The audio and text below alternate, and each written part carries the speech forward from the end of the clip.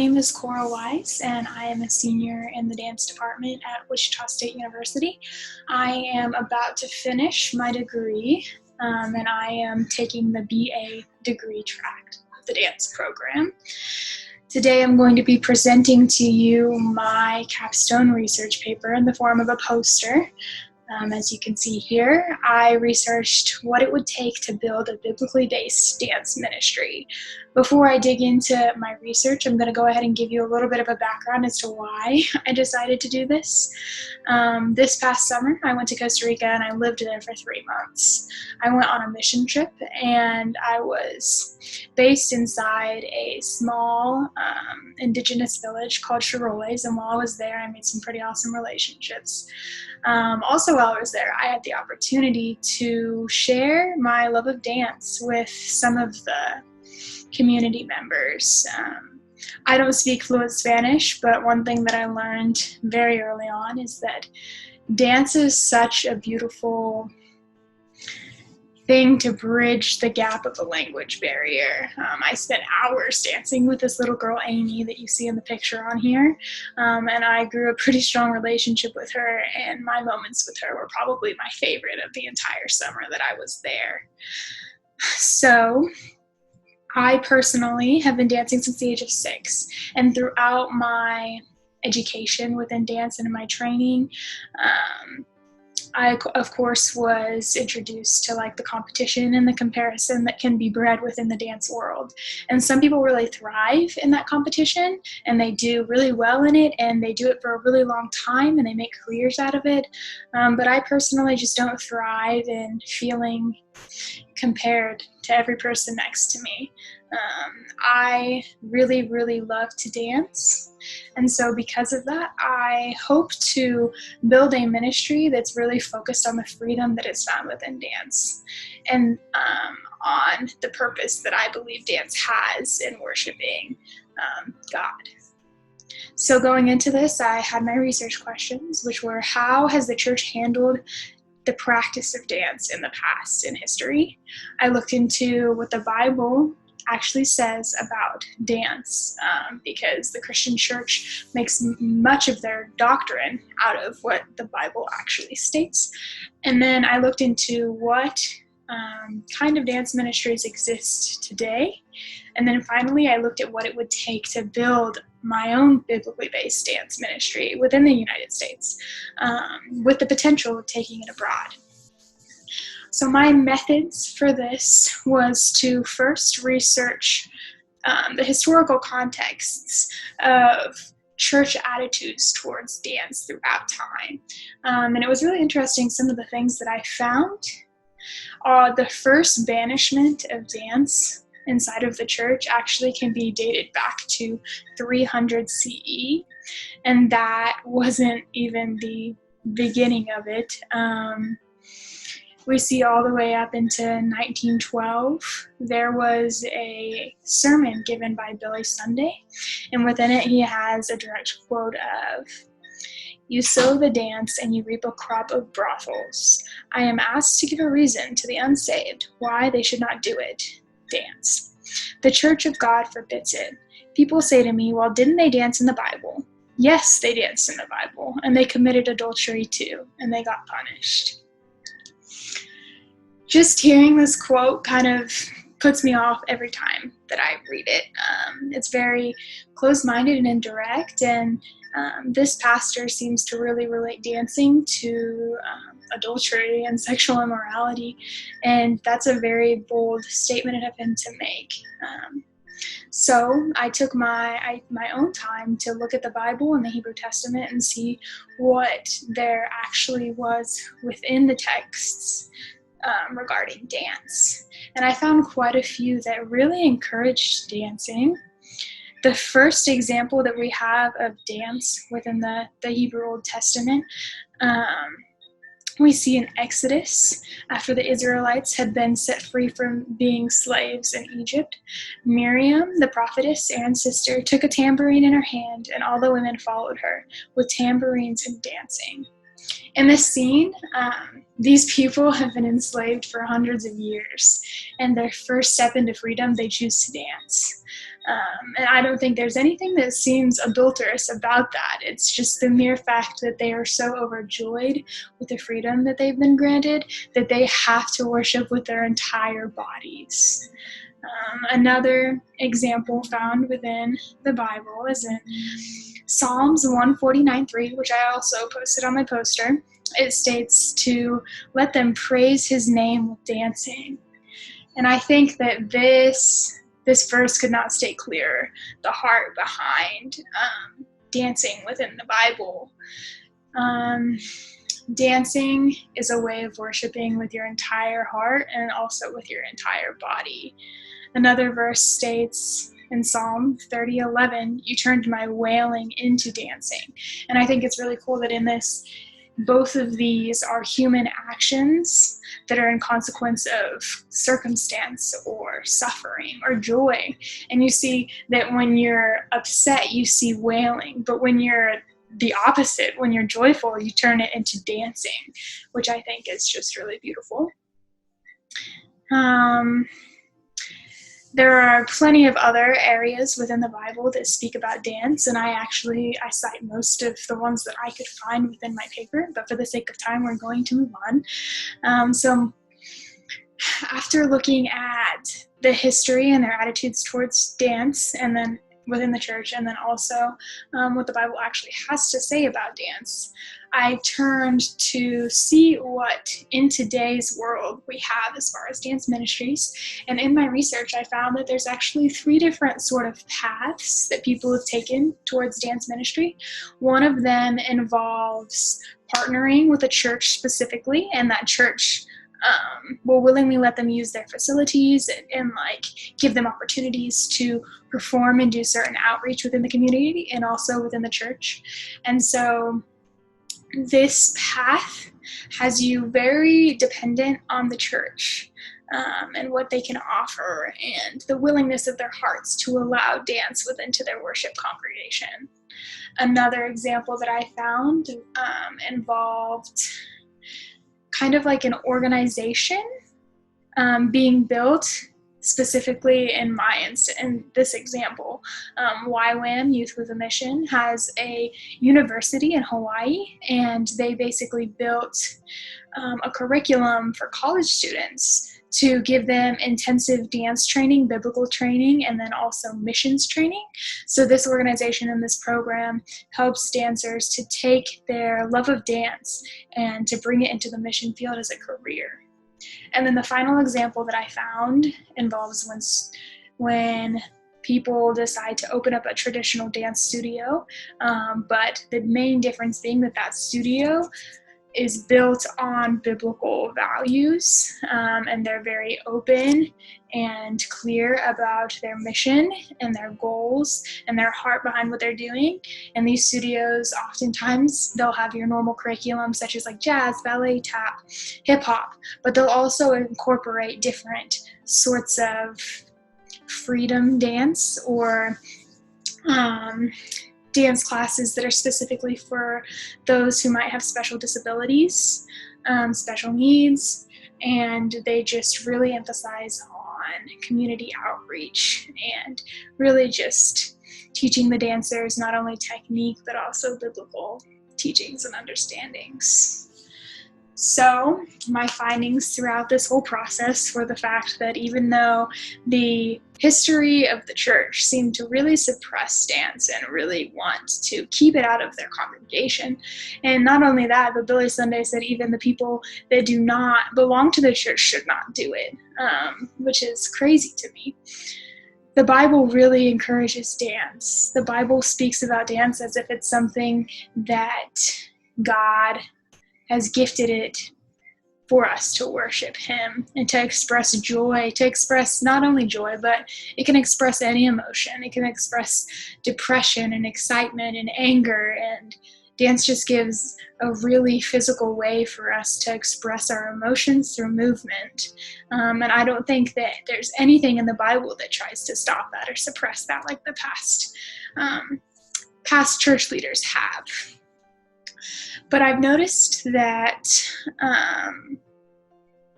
just by seeing the different pathways that there are today to open dance ministry is really encouraging to the fact that I think people's minds are being changed about the idea of dance ministry.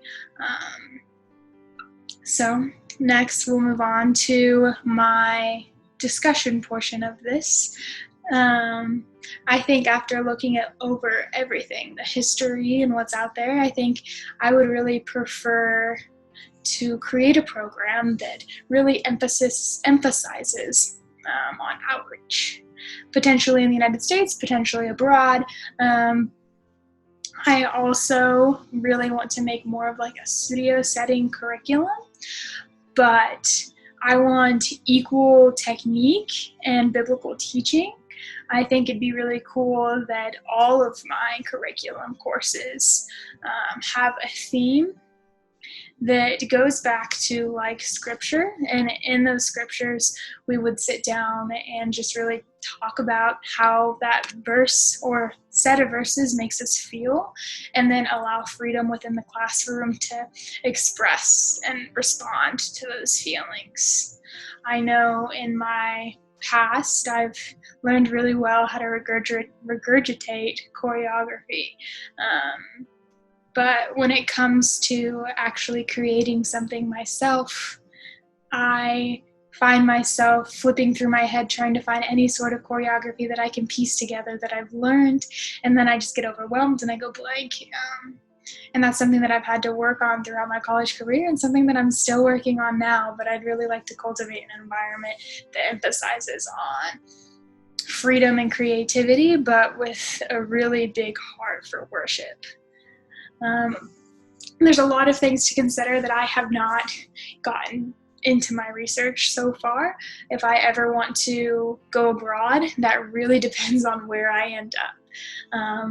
Not only are there a lot of legal things to figure out, such as what it would take for me to own a business as a foreigner, or what papers I would need to live there, what paperwork needs to be done, like what I'm allowed to do, but also like we need to consider being culturally sensitive. Some countries are more conservative in that than others. There are many different belief systems. There are many different worldviews. And I think the best way to become culturally sensitive is to make deep relationships and connections within the community themselves, so that way people can help you learn and grow and figure it out as you go.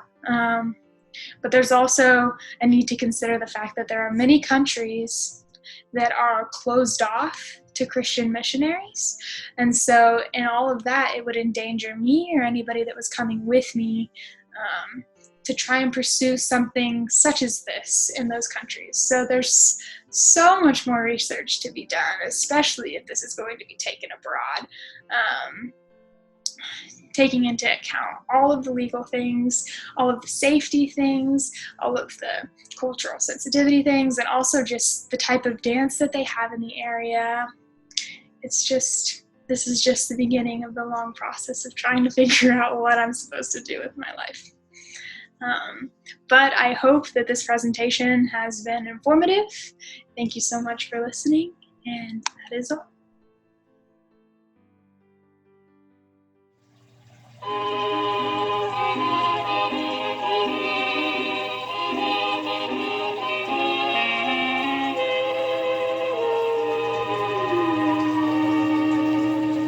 Des yeux qui font baisser les miens, un rire qui se perd sur sa bouche, voilà le portrait sans retouche de l'homme auquel j'appartiens. Quand il me prend dans ses bras, qu'il me parle tout bas, je vois la vie en rose.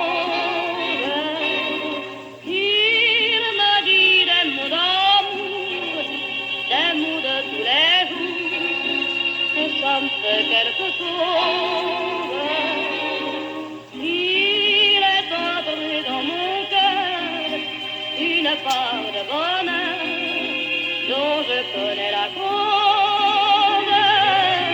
Mais lui pour moi, moi pour lui dans la vie.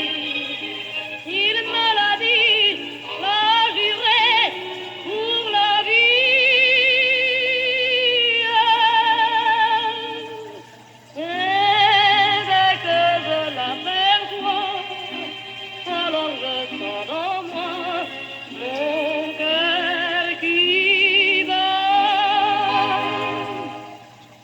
nuits d'amour plus finir, un grand bonheur qui prend sa place, des ennuis, des chagrins s'effacent, heureux, heureux, en mourir. Quand il me prend dans ses bras, il me parle tout bas, je vois la vie en rose. Il me dit des mots d'amour, des mots de tous les jours, et ça me fait quelque chose. Il est entré dans mon cœur une part de bonheur dont je connais la cause. C'est toi pour moi pour toi dans la vie. Tu me l'as dit, pas juré pour la vie.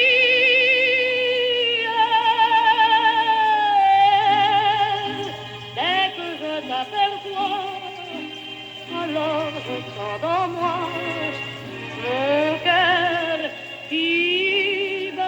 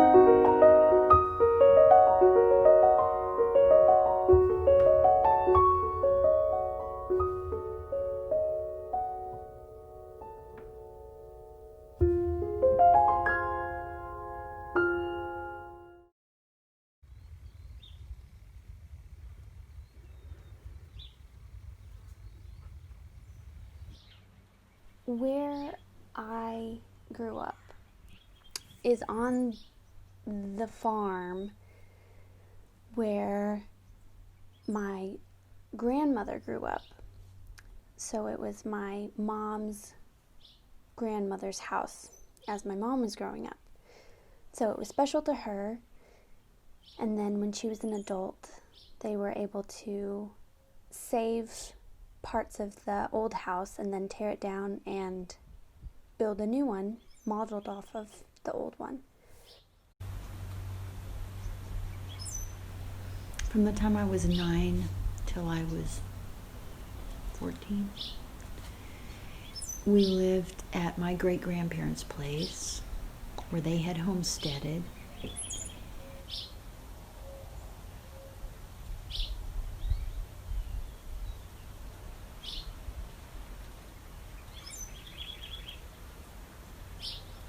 We kids spent a lot of time outside.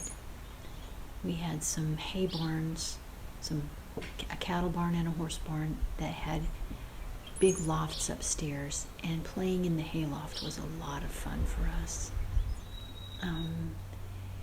Especially days like rainy days. It was fun to go up in the loft and play or take a book to read or sit with a clipboard and practice my cursive handwriting. I loved being outside. We also could go down to the creek and skip stones or fish or just hang out.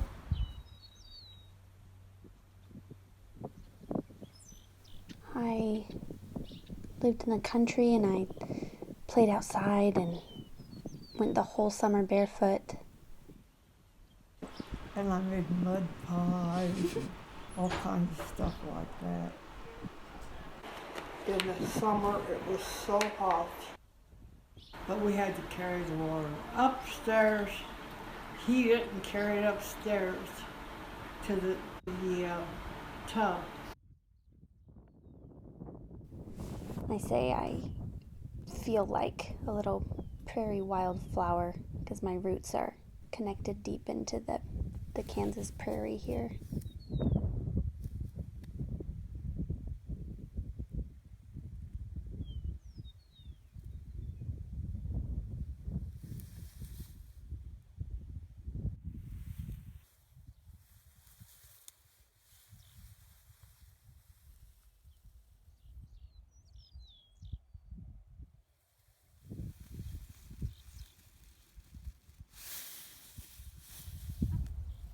Sometimes I will hear the chickens, our chickens, and it takes me back to my childhood. It sounds like my Grammy's chickens. My mom learned to bake from my great-grandma, her grandma, and we use so many of the recipes that she learned from her grandma. There's something about grandparents. They love you in a different way from how your parents love you. And goodies. Grammy she always had things to eat that were so tasty. My house that I've grown up in has been a place of a lot of hospitality. Just always being ready to take people in and feed them good food